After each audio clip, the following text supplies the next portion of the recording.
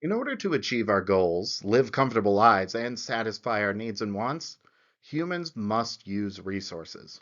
We're not alone. All life does this. And we often marvel at the bird building a nest or the ants building their colony because they're able to do so with such efficiency. Well, what about humans? Are we efficient in our use of resources? When I think about efficiency, I think about making cookies with a cookie cutter. An inefficient economy is one that cuts out the cookies and then throws away the dough that fell in the space between each press. An efficient economy balls that dough up, rolls it back out, and cuts some more cookies. This connects to prices. If we throw out the dough, cookies will be more expensive to produce. We'll only get 100 cookies out of the resources we used, say, instead of the 150 we would get by re rolling the dough and getting as many cookies as we can out of those resources. We want the economy to incentivize producers to get the most they can out of the resources they use. We don't want them to waste anything. A big way in which we can waste resources is by asking the wrong people to do things. If you ask me to bake cookies, I'm liable to mess up a few times, wasting resources.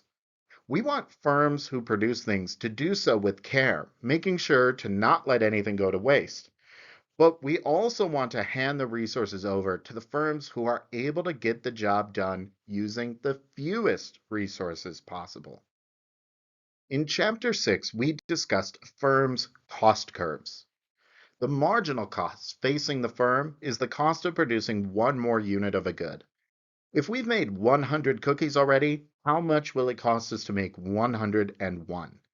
That is the marginal cost. And due to the law of diminishing marginal returns and growing opportunity costs, it will be rising as our quantity produced gets bigger and bigger. If the marginal cost of the 101st cookie was 25 cents, then I would expect the marginal cost of the 201st cookie to be more than 25 cents. The average cost curve reflects the average cost of production. If the first cookie costs 30 cents to make and the second cookie costs 20 cents, then the average cost of making two cookies is 25 cents.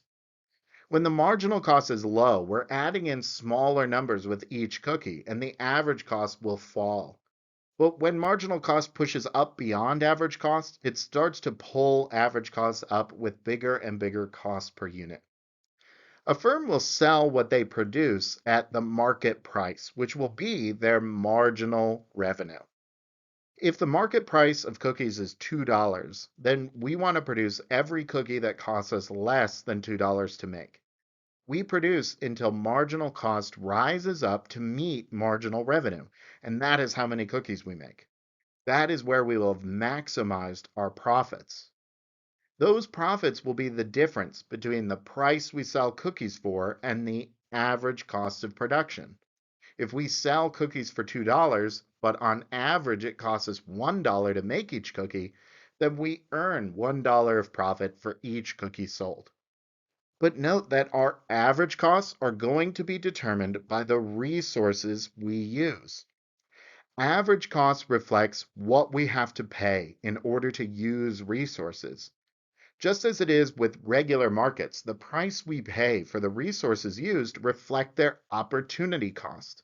It is the value of the next best use of those resources, which we had to outbid in order to get them.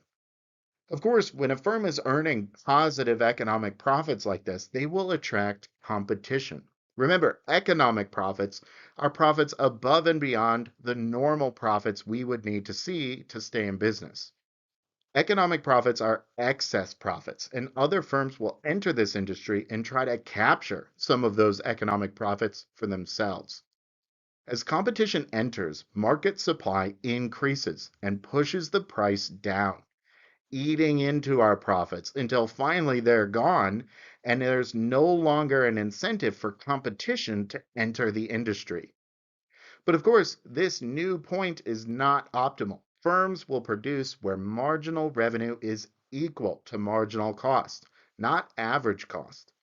So here, firms will want to reduce production with competition continuing to push the price down to average cost. And so we end up here, where average cost has been pushed as low as it can go. And competition has entered the industry until the price is pushed down to average cost. But average cost reflects the value of the resources used for production. By pushing a firm to its minimum possible average cost, the market has forced that firm to produce as efficiently as possible. They're using the fewest possible resources to make what they make. And only the firms with the lowest average cost will survive in the market. To summarize this process, profits are earned when the price is higher than the average cost. Profits attract competition. Competition drives prices down until the price is equal to average cost. And average costs are pushed down to their minimum possible value. Darwin, inspired by Adam Smith, came to understand how scarcity of resources meant that organisms which use them the most successfully will be more likely to reproduce themselves, and their success will be the demise of less efficient organisms. Adam Smith's insight is of the same magnitude. Scarcity will result in competition, which drives prices down. And only the firms that find ways to minimize their use of resources will be able to survive at those bargain prices. The price system doesn't just incentivize consumers to economize, it incentivizes producers to economize too.